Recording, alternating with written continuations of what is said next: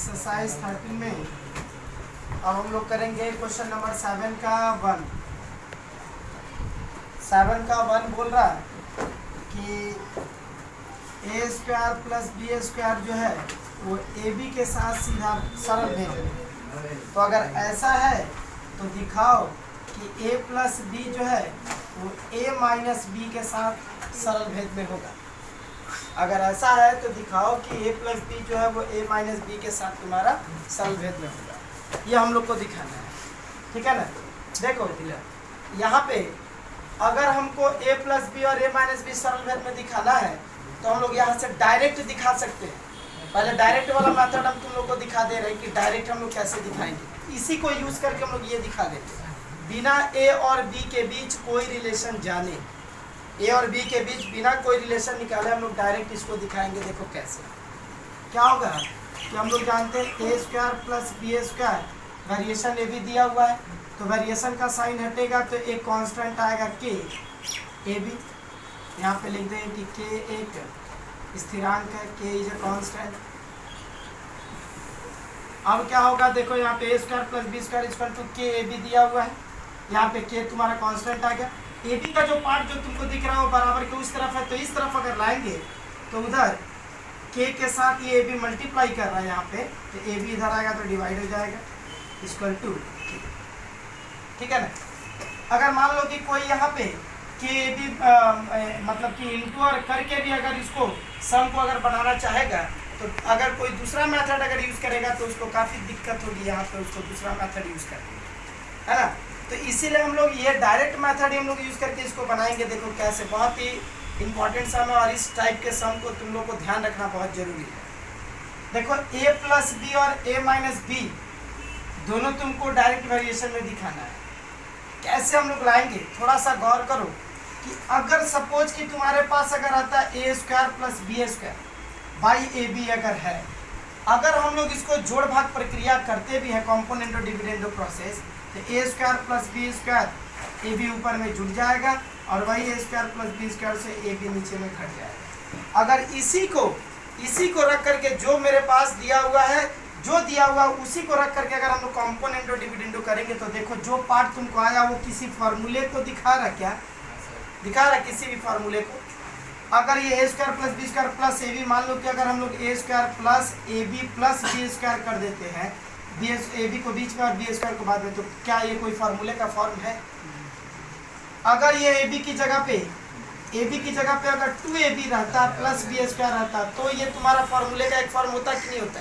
ए square plus B square का form हो जाता तुम्हारा ए प्लस बी का होल स्क्वायर होता। तो और नीचे में अगर ये ए बी है, ये ए बी ना रह करके अगर 2ab रहता तो ये बन जाता तुम्हारा a square minus 2ab plus B square का फॉर्मूला, माइनस 2ab बीच में आता प्लस बी स्क्वायर, तो ये ए स्क्वायर माइनस 2ab बन जाता ए माइनस बी का होल स्क्वायर बन जाता। तो देखो अगर ये ए बी 2ab रहता, ये ए बी अगर 2ab रहता ना, देखो यहाँ पे a square plus B square अगर ए बी 2ab रहता और अगर हम लोग इसको अगर कॉम्पोनेंट और डिविडेंडो अप्लाई करते जोड़ भाग प्रक्रिया, तो ऊपर में ये जुट करके a square plus B square plus 2ab ऊपर में जुट करके और यही a square plus B square 2ab नीचे में घट करके ऊपर में a plus b whole square का फॉर्मूला दिखाता और नीचे में a minus b whole square का फॉर्मूला दिखाता है। जो प्रूफ करना है लगभग वहाँ तक हम लोग पहुँच जाते हैं, ए प्लस बी और ए माइनस बी के फॉर्म तक पहुँच जाते हैं। दिख रहा है कि नहीं दिख रहा है? यहाँ पे आई बात समझ में? तो क्या करेंगे हम लोग, इस ए बी को जब भी याद रखना ऊपर में ए स्क्वायर बी स्क्वायर का फॉर्म है, नीचे में ए बी का फॉर्म अगर है तो उसको फार्मूले में तोड़ने की कोशिश करें। कौन सा फार्मूला? ए स्क्वायर ए प्लस बी होल स्क्वायर ऊपर में a minus b whole square नीचे में, है ना। तो कैसे हम लोग लाएंगे, अगर ये ए बी 2ab अगर बन जाता, जैसे यहाँ पे दिखा है कि a square plus B square by A b अगर दिया हुआ तो ये अगर 2ab बन जाए तो जोड़ भाग प्रक्रिया अप्लाई कर देंगे तो ऊपर में a plus b whole square का फॉर्म दिख जाएगा, नीचे में a minus b whole square का फॉर्म दिख जाएगा, है ना। तो करेंगे कैसे, इस ए बी को 2ab का फॉर्म में कैसे ढालेंगे, क्या करेंगे कि हमको 2ab मिल जाए? तो देखो हाफ से हम मल्टीप्लाई कर दे रहे हैं, लिखोगे कि दोनों पक्षों को 1/2 से गुना करने का, इन दोनों पक्षों को हम लोग 1/2 से क्या कर रहे हैं, गुणा कर रहे हैं। तो कहने का मतलब 1/2 से क्यों गुणा किया अभी तुमको समझ में आ जाएगा। जैसे ये suppose A square plus B square by A B, हम इसको 1/2 से इंटू कर दिए, बोथ साइड को 1/2 से मल्टीप्लाई कर रहे हैं हम लोग, फिर के इंटू हाफ।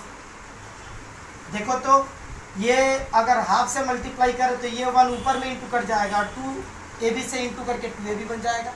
इसीलिए देखो हमको जरा गौर से तुम लोग देखो कि हमको 2 डालना कहाँ था, 2ab के साथ ना, तो ऊपर में क्या आ रहा है 1, कुछ नहीं आ रहा मतलब 1, और नीचे में आ रहा 2, मतलब 1/2 से मल्टीप्लाई किया गया। आई बात समझ में। तो 1/2 से जब मल्टीप्लाई किए तो 1 ऊपर में मल्टीप्लाई होकर के हो जाएगा ए स्क्वायर प्लस बी स्क्वायर, और नीचे में 2 से ए बी का मल्टीप्लाई होकर के 2ab इक्वल टू के से 1 का इंटू होकर के k/2। आई बात समझ में। अब यहाँ से कॉम्पोनेंट और डिविडेंड प्रोसेस करेंगे, मतलब जोड़ भाग प्रक्रिया। तो यहाँ पे लिखा जाएगा जोड़ भाग प्रक्रिया द्वारा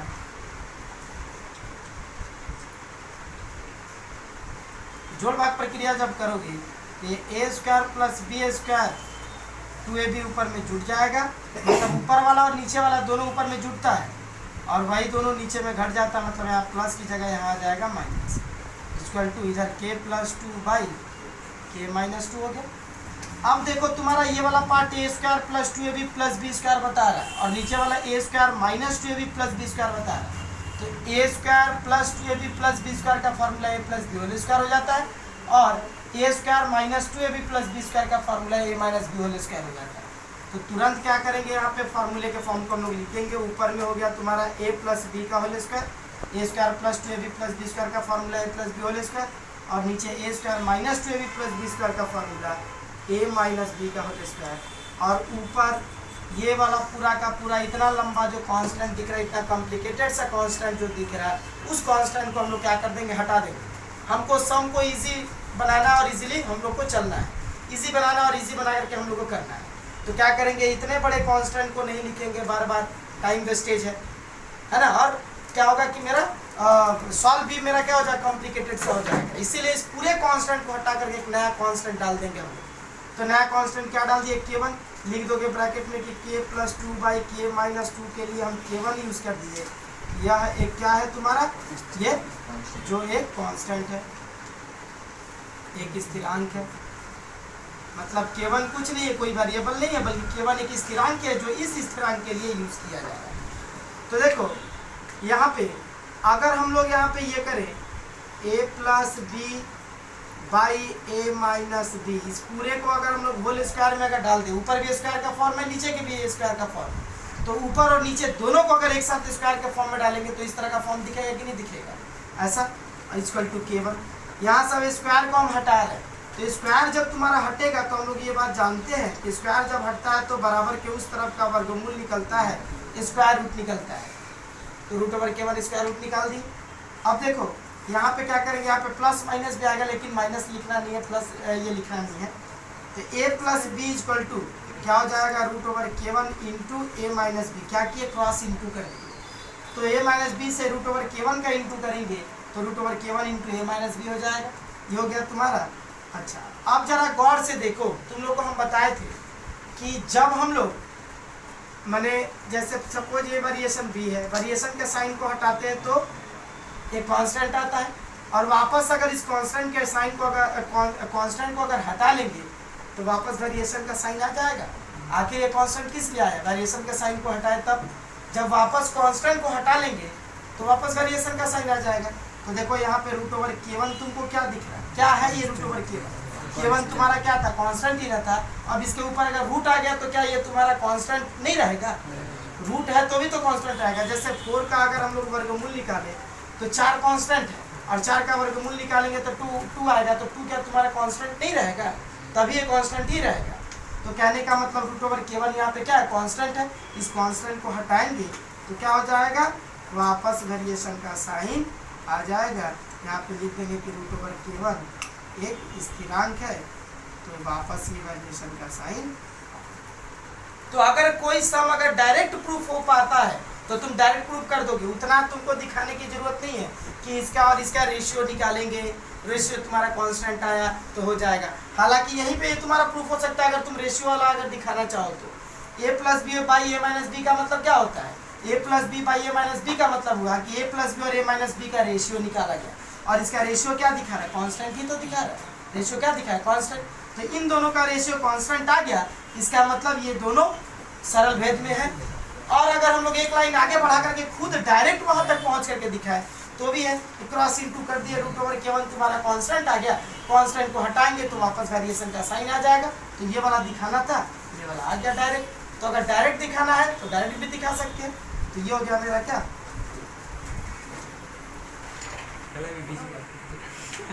7 का 2, 7 का 2 अब हम लोग करेंगे।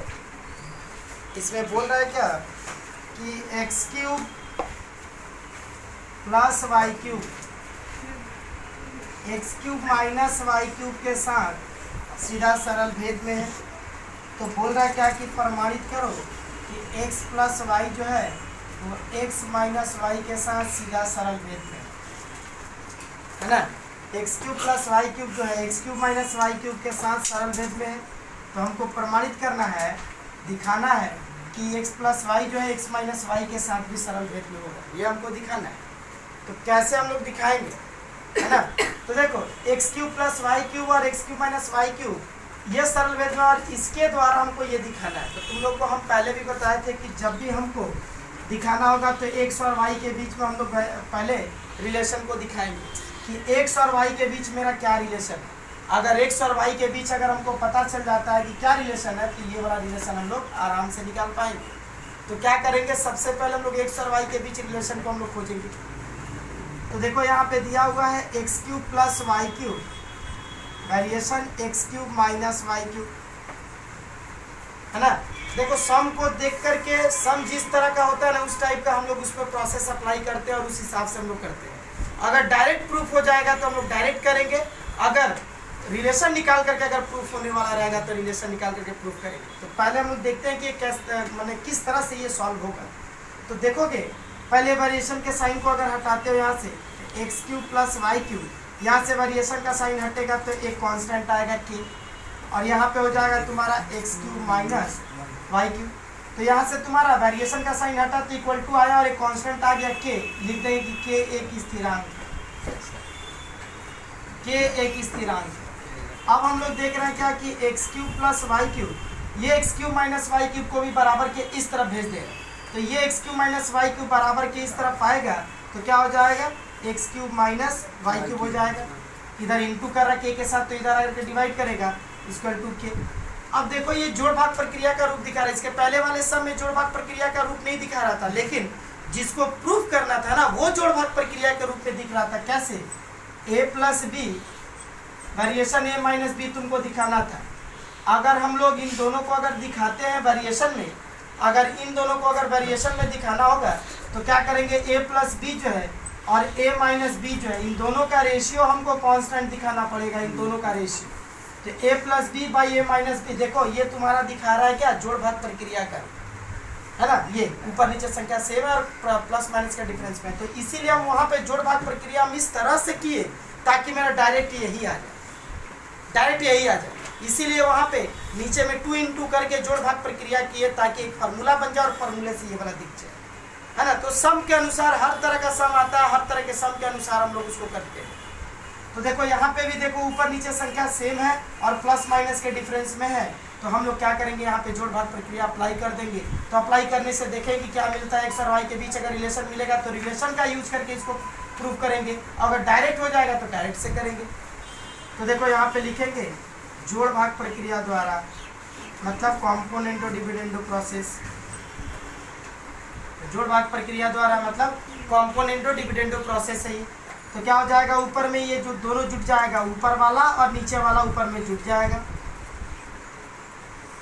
और वही नीचे में क्या हो जाएगा, घट जाएगा। मतलब जहाँ पे प्लस का साइन बैठाए हैं जोड़ करके वहीं पे आप माइनस बैठाएंगे नीचे। तो माइनस एक्स क्यूब फिर minus minus plus Y cube बराबर के उस तरफ मान लो कि अगर इसके नीचे 1 है तो इधर भी अगर तुम्हारा होता है कॉम्पोनेंटो डिविडेंडो तो इधर हो जाएगा के प्लस 1 बाई के माइनस 1। के और 1 ऊपर जुट गया और वाई के और 1 नीचे माइनस हो गया। तो देखो ये वाई क्यूब और ये वाई क्यूब प्लस माइनस में था, दोनों घट गया। ये एक्स क्यूब माइनस में और ये एक्स क्यूब प्लस में है तो ये दोनों भी घट गया। तो ऊपर ये एक्स क्यूब और ये एक्स क्यूब दोनों जुट गया, जुट करके बन गया 2x क्यूब, और नीचे ये वाई क्यूब और ये वाई क्यूब जुट गया, जुट करके बन गया 2y क्यूब। और ये देखो इतना बड़ा वेरिएशन को हम लोग उतना बार बार लिखेंगे नहीं, तो क्या करेंगे, इतने बड़े वेरिएशन के लिए हम एक नया वेरिएशन लिख देंगे। मतलब कि वेरिएशन बोले इतना बड़ा कांस्टेंट के लिए हम एक छोटा सा कांस्टेंट लिख देंगे। इतने बड़े कांस्टेंट को लेकर के कॉम्प्लिकेटेड बनाना या फिर सॉल्व करना इम्पॉसिबल है ना, टाइम का भी वेस्टेज है। तो क्या करेंगे, इतने बड़े कांस्टेंट को हम किसी एक छोटे कांस्टेंट के द्वारा इंडिकेट करेंगे। तो k + 1/k-1 जो है ये, इसके लिए हम केवल लिख दिए कि ये कांस्टेंट है, और उसके लिए जो केवल लिखे वो केवल भी तुम्हारा क्या है, एक कांस्टेंट ही है, एक स्थिरांक ही है। तो देखो यहाँ से 2 और 2 कैंसिल हो गया, तो ये हो गया x³ = k1/3। हालांकि हम इस टाइप का सम तुम लोग को थ्योरी में बताए हैं, लेकिन फिर भी बता दे रहे हैं कि तुम लोग के दिमाग में रहेगा। फिर x³ = k1/3 हो गया। अब देखो यहाँ से हमको क्या दिख रहा है, हमको यही दिख रहा है कि x और y के बीच में रिलेशन निकलेगा। हम क्या बोले, सम को करते चलो, तुमको अपने आप पता चलेगा कि क्या निकल रहा है। हमको निकल गया x और y के बीच रिलेशन। अगर x और y के बीच रिलेशन निकल गया तो इसको रिलेशन निकाल के प्रूफ करेंगे, और अगर रिलेशन नहीं निकल रहा, डायरेक्ट अगर हो जाएगा तो डायरेक्ट प्रूफ करेंगे। तो डायरेक्ट प्रूफ होने वाला नहीं है, जैसे कि इसका पहला वाला सम हो गया। यहाँ पे क्या करेंगे, x और y के बीच रिलेशन यहाँ पे दिखाएंगे। कैसे, तो x = देखो यहाँ से x का वैल्यू निकाल रहा है, तो x का जब वैल्यू निकालेंगे तो क्या हो जाएगा, इधर से q घटेगा, q घटेगा तो इधर का क्यूब रूट निकलेगा, या फिर इधर का जब पावर हटता है तो बराबर के उस तरफ जाता है, और बराबर के उस तरफ जाता है तो पावर क्या हो जाता है, उलट जाता है। मतलब इधर अगर पावर 3 है तो उस तरफ जाकर के उलट जाएगा, इसके नीचे कुछ नहीं है, मतलब 1 है तो उस तरफ जाकर 1/3 हो जाएगा। अगर इधर पावर 4 होगा तो बराबर के उस तरफ जाकर के 1/4 पावर बन करके बैठेगा। तो यहाँ पे x का वैल्यू देखो, ये 1/3 पावर जब यहाँ से टूटेगा तो k1 पे भी 1/3 पावर आएगा, और y पे भी ये 1/3 पावर आएगा। तो कहने का मतलब ये पावर जब y का पावर 3 पे आएगा तो ये पावर और ये पावर दोनों एक दूसरे से यहाँ पे इंटू करेगा। तो ये 3 और ये 3 कैंसिल हो गया, तो x = देखो यहाँ पे k1 का पावर 1/3, ये भी एक कॉम्प्लिकेटेड सा कांस्टेंट दिख रहा है हमको। तो क्या करेंगे, इस कांस्टेंट को हटा करके हम कोई दूसरा कांस्टेंट डाल देंगे, जिससे कि हमारा सम को बनाने में दिक्कत ना हो, सम हमारा आसानी से हो, कॉम्प्लिकेटेड ना बने मेरा सम। तो इस पूरे k1 का पावर 1/3 जो दिख रहा है, कॉम्प्लिकेटेड सा दिख रहा है, तो इसको हटा करके कोई नया कांस्टेंट डाल दिए k2, और यहाँ पे ये कैंसिल होकर के 3 कैंसिल होकर के y का पावर 1 बचा, सिर्फ y बचा मतलब। तो यहाँ पे लिख देंगे कि k1 का पावर हाफ, ये कॉम्प्लिकेटेड सा कांस्टेंट था, तो इस कॉम्प्लिकेटेड से कांस्टेंट के लिए हम एक नया कांस्टेंट लिख दिए, उसको लिख दिए k2। लिख दें कि k2 क्या है, तो एक स्थिरांक है। बोलो बात समझ में आया। अब देखो x = k2y, ये तुमको x और y के बीच एक रिलेशन मिल गया। अब इसी रिलेशन का यूज करके हम लोग उसको प्रूव करेंगे। तो तुम ही लोग जरा देखो कि तुमको दिखाना है कि x + y x - y के साथ सरल भेद में होगा। x + y जो है वो x - y के साथ सरल भेद में होगा। सरल भेद में होने का मतलब ये हुआ कि इन दोनों को कैसे हम लोग सरल भेद में दिखाएंगे।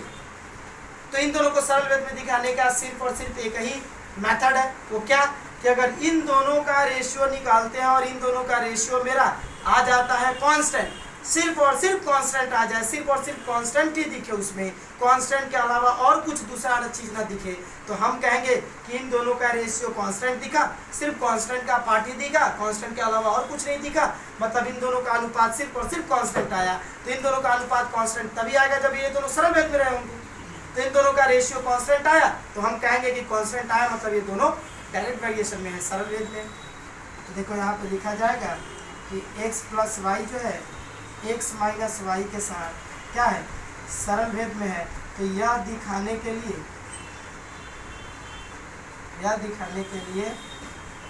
हमें इन दोनों का अनुपात मतलब x + y / x - y, इन दोनों का अनुपात, इसका हमारा क्या दिखाना होगा, स्थिरांक दिखाना होगा इन दोनों का। तो चलो इन दोनों का अनुपात निकाला जाए, देखा जाए कि क्या आ रहा है। x + y / x - y का मान हम निकालने जा रहे हैं। तो इसमें क्या होगा कि जहाँ जहाँ x दिखेगा उस x की जगह k2y प्रूफ बैठाएंगे x की जगह पे, क्योंकि वो मेरा रिलेशन दिखा रहा है यहाँ से। तो लिखेंगे x की जगह पे k2y + y, फिर नीचे में भी x की जगह k2y - y। ओके, अब देखो यहाँ पे साइड ये तुम लोग लिख सकते हो कि ये समीकरण नंबर 1 से ये वाला वैल्यू हम लोग पुट अप कर रहे हैं, इक्वेशन नंबर 1 से। तो यहाँ पे क्या हो जाएगा y मेरा कांस्टेंट जाएगा, कॉमन जाएगा, तो दोनों में मेरा y कॉमन चला गया, तो यहाँ पे बच जाएगा k2 + 1, और नीचे में भी y कॉमन जाएगा, तो यहाँ पर जाएगा k2 - 1, y और y कैंसिल हो गया, और k2 + 1 बाई k2 - 1 बचा। और देखते हैं कि ये क्या मेरा दिख रहा है, ये जो आया इन दोनों के रेशियो का वैल्यू जो निकल के मेरा आया, ये क्या आया ये अब हम देखेंगे। तो k2 भी मेरा कांस्टेंट ही था, जो कि हम लोग यहाँ पे लिए थे, k2 कांस्टेंट ही है, और 1 जो ऊपर नीचे दिख रहा है ये भी तुम्हारा कांस्टेंट ही है। मतलब ये जो टर्म तुमको दिख रहा है इसमें सिर्फ और सिर्फ कांस्टेंट के सिवा और कुछ दूसरा नहीं दिख रहा। दिख रहा है क्या इसमें? कांस्टेंट के सिवा नहीं। मतलब ये जो पार्ट है इसमें सिर्फ और सिर्फ कांस्टेंट दिखा है, कांस्टेंट का पार्ट दिखा है। तो कहेंगे कि इन दोनों का अनुपात जब निकाले तो इन दोनों का अनुपात निकल करके मेरा स्थिरांक आया, तो हम कहेंगे कि ये स्थिरांक है। अतः मतलब इन दोनों का अनुपात यहाँ पे निकल के आया क्या? स्थिरांक। तो इन दोनों का अनुपात अगर स्थिरांक आ गया तो हम कहेंगे कि स्थिरांक, दो राशियों का अनुपात स्थिरांक तब आता है जब दोनों राशियाँ एक दूसरे के साथ सरल भेद में होती है। तो इन दोनों का अनुपात निकल गया, स्थिरांक आया, तो हम कह सकते हैं कि x + y जो है x - y के साथ सरल भेद में होगा। आई बात समझ में?